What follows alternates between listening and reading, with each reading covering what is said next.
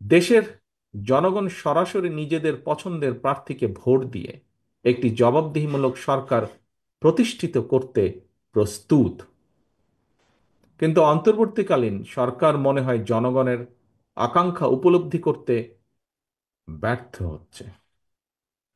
গণতন্ত্রের পক্ষের প্রতিটি রাজনৈতিক দলের পক্ষ থেকে লিখিতভাবে অন্তর্বর্তীকালীন সরকারের কাছে সংস্কার প্রস্তাব দেওয়া হয়েছে। এরই ভিতর সংস্কারের ব্যাপারে কিন্তু কোনো রাজনৈতিক দলেরই তেমন কোনো আপত্তি নেই।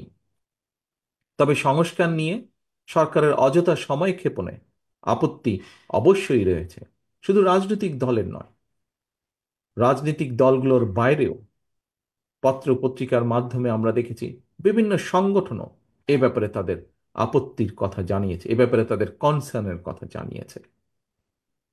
এবং এ কারণেই আমরা মনে করি প্রস্তাবিত সংস্কার শেষ করে যদি তাদের ইন্টেনশন সঠিক থাকে, গণতন্ত্রের পক্ষে থাকে, আমরা দাবি করেছি ডিসেম্বরের ভিতরে নির্বাচন দিতে, তবে আমি এটাও মনে করি বিভিন্ন বিষয় বিবেচনা করে সংস্কার প্রস্তাব শেষ করে, যেহেতু কম বেশি সকল বিষয় অধিকাংশ দলগুলোর মধ্যে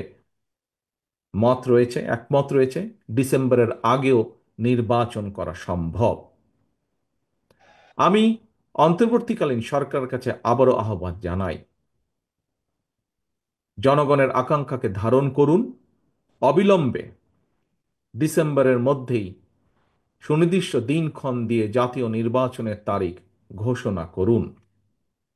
এখানে অন্তর্বর্তীকালীন সরকারের জয় বা পরাজয়ের কোনো কিছুই নেই, বরং স্বাধীনতা প্রিয় জনগণকে একটি সুষ্ঠু নির্বাচন উপহার দিয়ে গণতন্ত্রকেই বিজয়ী করতে সাহায্য করুন।